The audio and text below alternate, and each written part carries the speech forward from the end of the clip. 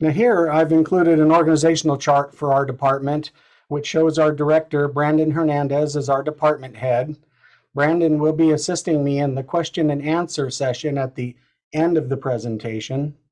I am the supervisor for the logistics side of the building, which includes just mail services, shipping and receiving, and property management.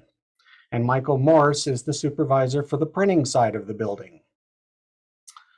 Now I will expand on each of the departments within support services. First up is printing services. Printing services provides full service printing for postcards, flyers, posters, and signs. Full service means that printing services can provide assistance with graphic design, paper selection, recommend paper sizes.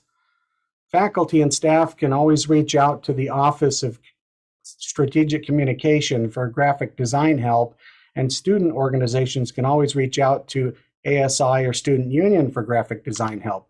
But we offer a full service printing solution for you. Printing services prints in various sizes and in color or black and white.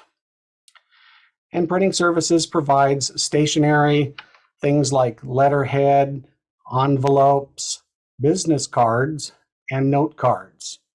And oftentimes we'll have some of these items in our lobby free for the taking. So if you need some note cards or anything like that to write with, and feel free to come on up and pick those items up anytime in our lobby. Printing services can provide printing for faculty, staff, foundation departments, or even student organizations. Our goal is to offer high quality, cost-effective, environment-friendly solutions to meet your needs. Printing services uses recycled paper that is FSC certified. We can provide you with cost-effective options, And like in the prior presentation from procurement, printing services has one of these first right of refusal agreements with procurement, meaning if you have to get some printing done, you need to check with our printing services department to see if we can print that item for you before you go off campus. Most of the time we can, because we offer lots of selection for sizes and papers and colors, options, and so forth, as I mentioned earlier. Also, printing services can provide other services for you, and one of those services is shredding. So if you have some documents that need to be shredded, we can come down and pick up a box or two from you and shred those and provide you with a receipt. If you have a lot of documents to shred, we can drop off a wheeled bin, and you can fill up the wheeled bin over a course of a few weeks or something, and then we can come on down and pick that wheeled bin up and shred those documents for you. And finally, printing services is the one who administers the 3-digit chargeback numbering system. This 3-digit chargeback numbering system is an easy way to charge back the costs of printing to your department by assigning a 3-digit code that corresponds to your chart field string. Those 3-digit numbers are assigned through the DAX system, and there are DAX administrators located by division across campus. So if you need a 3-digit number for printing, find out who your DAX administrator is, and you can get a number set up for printing. And this 3-digit number will be used to pay for all your printing materials. Next up is mail services. Mail services is responsible for the pickup and delivery of United States Post Office mail every day for the campus. Each morning, a staff member from Mail Services heads over to the United States Post Office located on Hallmark Street, the other side of the freeway, and they pick up the university mail and packages that have been set aside for us. Since we're a very large organization here, we have our own little spot that were shipped only by the U.S. Postal Service, though, not UPS, FedEx, or Amazon. those packages are brought here to the campus. We do not pick those up at the U.S. Postal Service. Then the staff member will bring back the U.S. mail and packages to our department, and we sort them for delivery out to campus. Now keep in mind that the mail is sorted quickly, so it should contain your department's name on the mail. If it only has your name on the mail or the package and we recognize it, we'll sort it to your department. But if we don't recognize it because you're new, then we would have to set that to the side and look it up in the afternoon. All incoming mail is delivered daily between 10:30 and noon, Monday through Friday. And that's when we also pick up your outgoing mail using a swappable blue mail bag. Many of you have seen this little blue bag in your office. If mail and packages can fit it in the bag, then put it in there. And if not, you could leave a package on top of the blue mail bag and we'll still take it. If you've somehow missed the mail pickup for the day, you're more than welcome to come on up and bring your mail or package to the mail center. But please come by 2 p.m. in the afternoon, as we would need time to process it before we can take it out for delivery. We use student assistants for mainly mail pickup and delivery, so maybe you've seen some of our friendly students out there delivering your mail and packages. Mail Services also provides package shipping services. You can bring items unboxed to the mail center, and we can assist you by providing a box that we may have on hand or tape to secure your packages. Otherwise, you would have to purchase package supplies from places like Staples, as an example, and then we can still help you tape it up and so forth. And we'll recommend a shipping service for you at that time. If you don't mind traveling a few days, possibly UPS Ground would be a good option for most packages. Mail Services also provides overnight shipping via FedEx, UPS, and US Postal Services. You can bring your items up to the mail center, and we can assist you providing an express service mailing envelope from FedEx or UPS or the US Postal Service. We can provide you with a tracking number at the end of the day by email. Incidentally, the 3-digit chargeback number to pay for mailing costs is the same 3-digit number that is used for printing. And that 3-digit number is what you'll give us so that we can charge back your mailing costs to your department.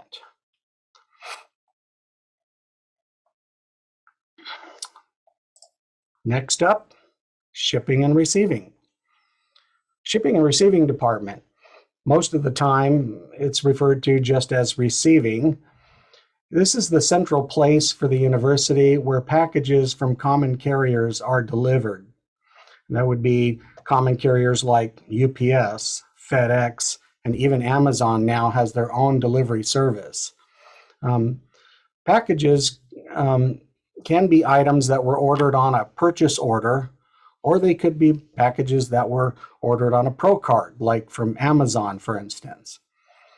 Regardless of where the packages were ordered on a PO or a Pro card, all packages are delivered to the campus in the morning, usually between the hours of, say, 9:30 and noon. And then all packages are delivered out to the departments in the afternoon, usually between the hours of 12:30 and 3:30. Sometimes we don't receive packages until the late afternoon. So if you are tracking your shipment and it says received, that may be 3:30 or 4 o'clock in the afternoon when we received it, and you'll get your package the very next day. Shipping and receiving is also the place where freight shipments are delivered. We have a dock, and we often will have a 53-foot truck trailer combo pull up with all kinds of things that the campus has ordered. And most of these shipments are ordered via a purchase order.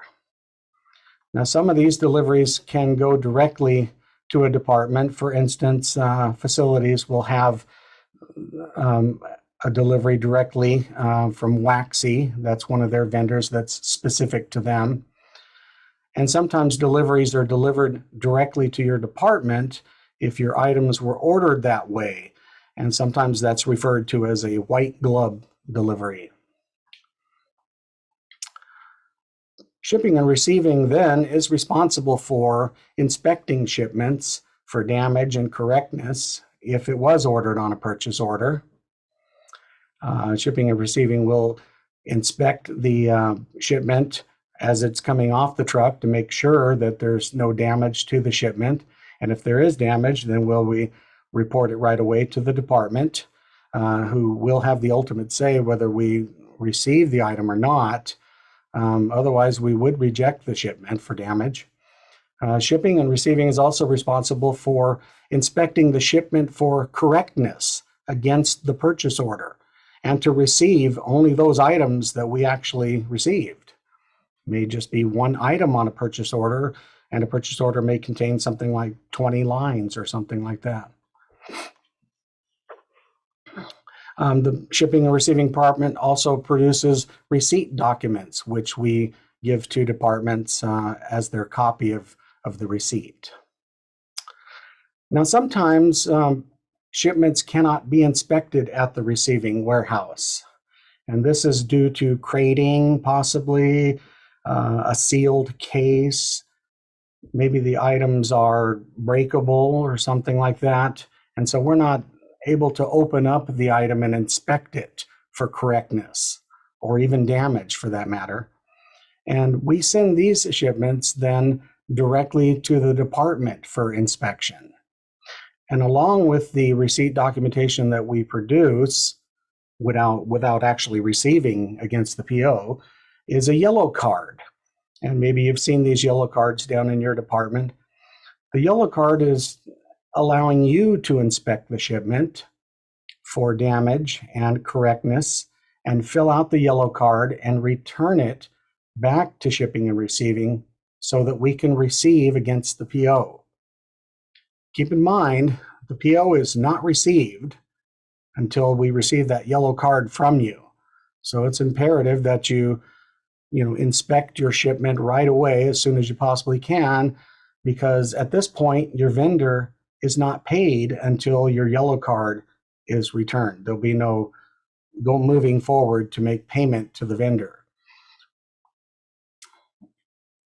When items are shipped directly to the department, there won't be a yellow card. And in this case, departments then email to us to receive the PO. They often will email receiving at csusb.edu. And you'll see that again in a slide further down. Emails state that all or some of the items have been received. And we take that email as your official notification that you have these items in your possession and that all is good. Keep in mind that the PO, receiving, and payables functions are what they call a three-way match. And the receiving function is part of that three-way match. Without all three of those items being taken care of during the shipping purchasing process, your vendor will not be paid until that is complete. Also keep in mind the term receiving. This is the point at which an organization's obligation, liability, and accountability begins. So once we take possession of something and receiving, it's ours now, and it's our responsibility.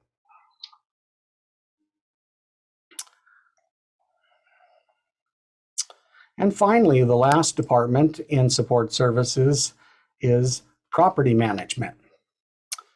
Property management is responsible for recording assets into PeopleSoft CFS on behalf of the departments from purchase orders and pro cards. Assets are items that are tagged and tracked. per an ICSUAM called Administration of University Property, put out by the Chancellor's Office. Items are tagged because they are valuable items or because they are sensitive items. Items considered valuable are recorded when they're greater than $2,500 in price. This could be something like a microscope, an office copy machine, or any other kind of machine. Items considered sensitive are recorded when they are greater than $500.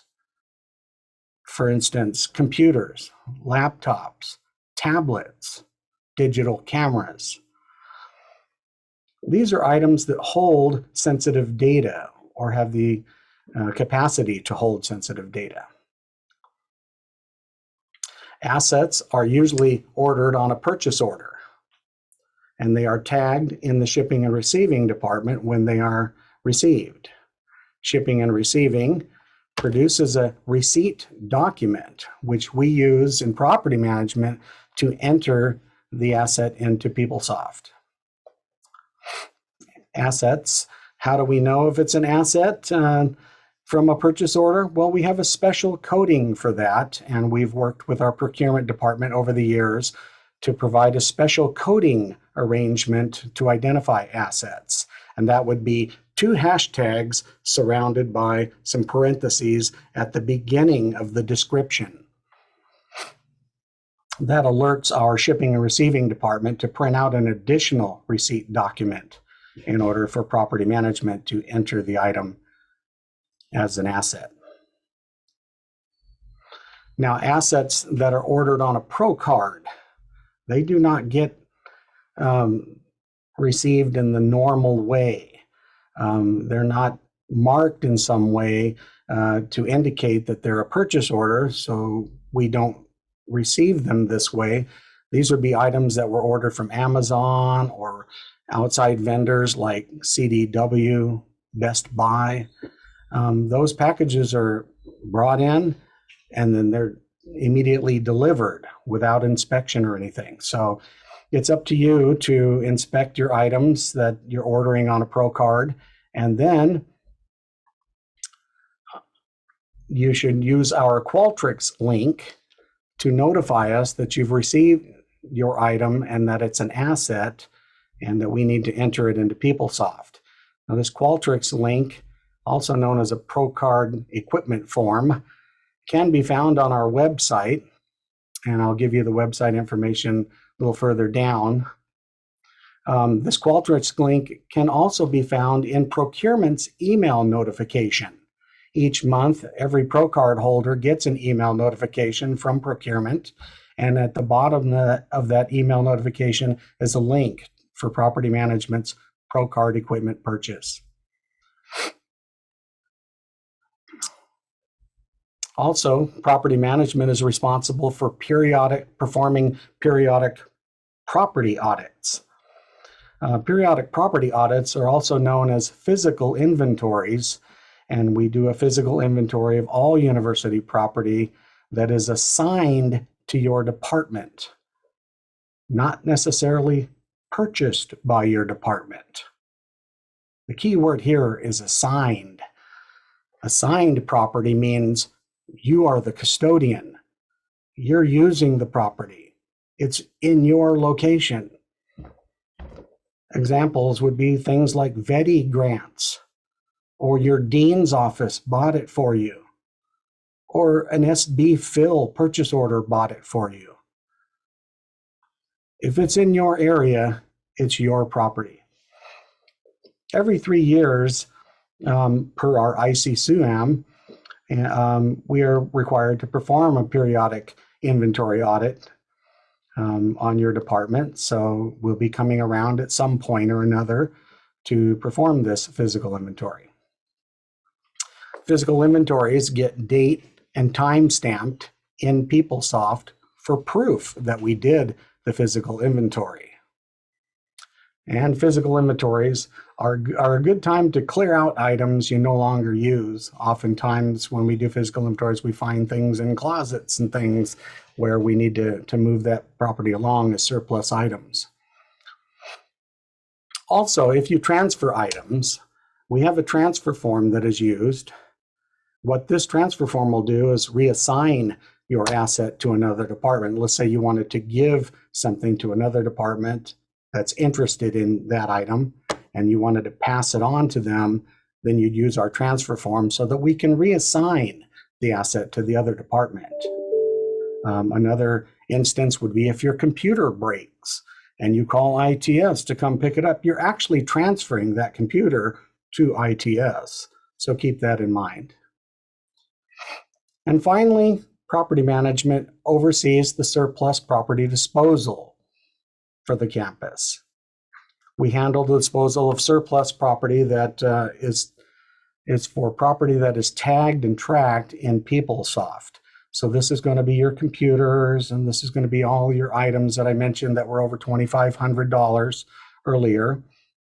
And we do this through the use of a request to survey form to initiate the process. The form is filled out, it's signed, and it's emailed to property management at property.csusb.edu, and I'll give you that email here at the bottom. If it's a sensitive item that you're surplusing, then of course you'll need an additional signature on top of the submitter and the approver. You would also need the IT tech to clear the data off of a sensitive item. The request to survey form should include a description, the tag number of the item, and or the serial number, or all three. The reason why we need all three is because as much information as possible, I should say, is because we need to be able to look it up in PeopleSoft 3 different ways. Of course, by the tag number would be the easiest, but if the tag fell off, we can look it up by the serial number, or we could possibly look it up by the description if even the serial number was worn off as well. Property management should be told of the working condition of the item when you request a survey property. This is an ICSUAM requirement. This helps property management determine the proper method for the disposal. If it's a working item, we could possibly sell it or donate it or whatever. If it's not working, then of course we have other ways. So those methods of disposal could be any one of the following. We could be disposal by e-waste. If it's an electronic item and it doesn't work, we would e-waste that item. If it's a computer and it has no hard drive in it, we would e-waste that item. Disposal by public auction sale. That would be any item that still works and doesn't have a problem, right? And if the item can sell for more than $100, then your department is able to keep the money from the sale up to the $100 threshold. We have a contract from the Chancellor's Office with publicsurplus.com, and that contract is for all 23 campuses. We all use the same one. It's a master agreement. But keep in mind that when we sell on publicsurplus.com, it's kind of like selling at a yard sale. It's oftentimes we don't get the top dollar that we should for the item. And so, trying to get over that $100 threshold on an item sometimes is a little difficult. Another way of disposal is donation. And we have been donating off and on over the years. We donate to churches and nonprofit organizations and even other universities. And other universities have even donated to us. I went down to Cal Poly Pomona one time and picked up a big machine and brought it back for ITS to use down in the basement. And finally, when all sources are exhausted, there's just no other way to do it, then we may have to disposal by regular waste. Here I've put together a slide of responsibilities by roles. We do hire a lot of student assistants, and we oftentimes will have as many as 4, 5, 6 student assistants working for us at a time. And that's student assistants are responsible for delivering printed materials out to the campus. They deliver the daily mail, they deliver daily packages, they pick up surplus equipment from your department, and staff members are able to take care of the other routine work that we need to do here in support services. And these are listed here on your screen. So finally, here is some contact information for all the departments here in support services. I've listed the telephone numbers and the emails and our websites. I will point out, though, the receiving.csusb.edu website is in revamp mode. I plan to break up mail services and shipping and receiving into two different websites, but right now they are combined and have been combined for a number of years. And so we plan to get that fixed here pretty soon. And so that is the end of the presentation, and I'm happy to open it up for questions to anybody that might have a question regarding support services.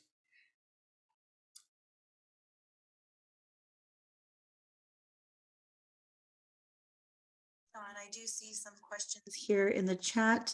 One of the questions is, would we just email property management for a list of items attached to our department? Yes, you can email property management anytime, and we can give you a department listing of all the assets that are assigned to your department. Yes. Mm-hmm.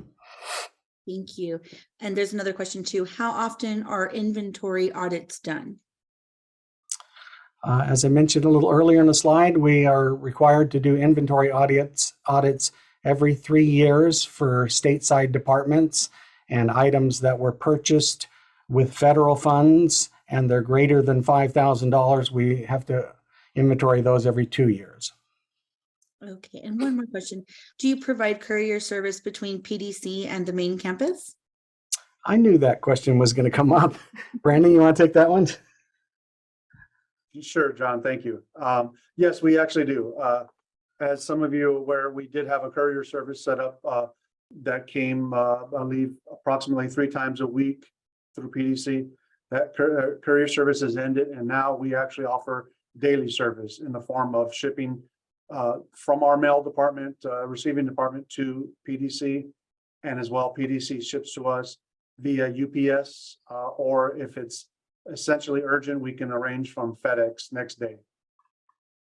Items, if you have something that is delivered, as long as one, they're brought up, or if we are able to pick them up for you, they're labeled correctly with obviously PDC and then the department and then an individual. We can ship those out daily or as the need arises. And what I mean by that is if we have maybe one item that's of not of importancy and we can wait a day or two, we'll do that. But we have the availability to do daily Monday through Friday. Great. And there's one more question. Can you please clarify the yellow cards? It seemed only some of the POs that we've placed received them. Sure, I can address that. The yellow cards were set up because some items cannot be received here in our shipping and receiving department due to crating or because they're sealed or maybe breakable items. And so we don't do the inspection here. We send the item down to your department along with a yellow card for you to do the inspection.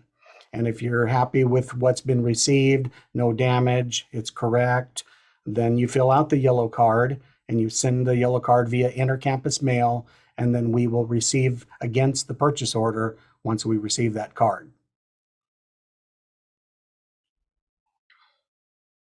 Did that answer your question?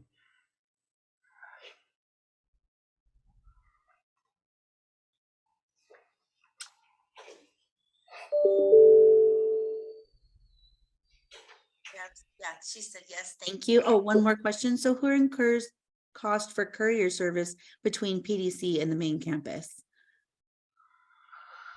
Brandon, you want me to take that, Brandon? Or you got it? Yes. Yes, actually, PDC has set up an account, so it's actually incurred through PDC.